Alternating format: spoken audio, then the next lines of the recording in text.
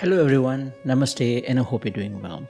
In this video, we're going to talk about the moon in the ninth and its 5 amazing things that it has.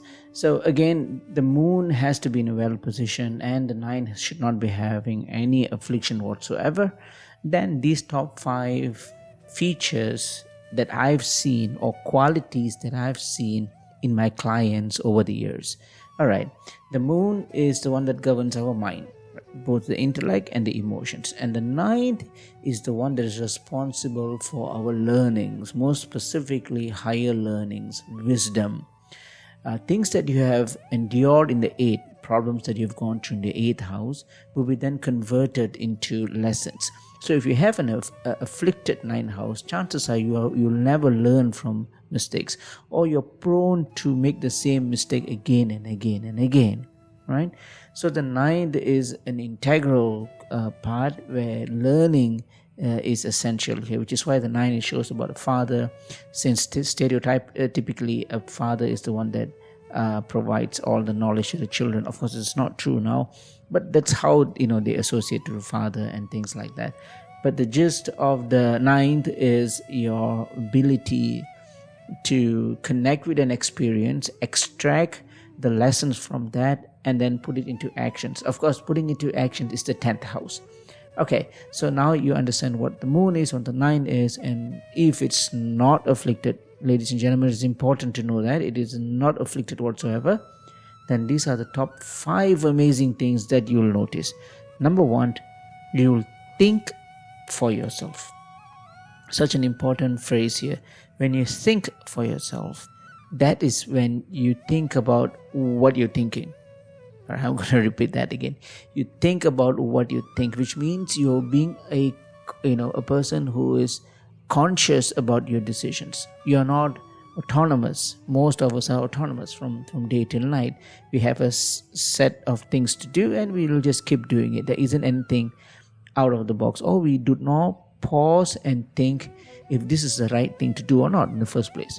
So when you think for yourself, you are making a conscious effort, and of course your conscious effort would lead into your behavior, and your behavior will lead into your emotions, and your emotions will lead into your memory. And when you have memory stored in the neurological system, then everything is changing in your life. Everything will change in your life because your mind will be associated with this new memory. But if you are doing something which you are so used to do every day and you don't think about it, then you're sort of going in the same loop again and again and wonder why there is no progress in your life. So it's important to think for yourself and understand that life will improve if you make a conscious effort. Okay. Number 2, you are driven by your interest. That's a powerful thing. You have an interest to begin with. Most of us do not have one, especially when I have my consultation with my clients. Most of them are just clueless on what their interest. But these people, if you have a well-positioned moon in the ninth, then you are a person with great interest. And those are like out of this world, things which are bigger than life. And you're driven by those great interests. It's just like not a small hobby, but interest which is really profound, which is really strong, which you naturally gravitate towards. Okay. The third is to push through challenges.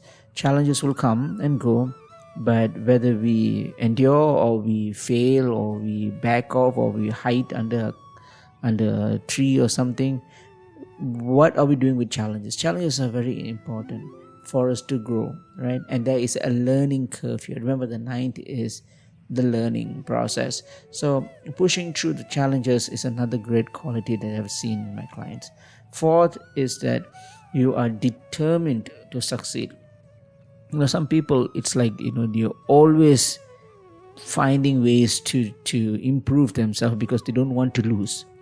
Now, there is a fine line here. One should not be obsessive about things. That is the domains of Rahu, obsession.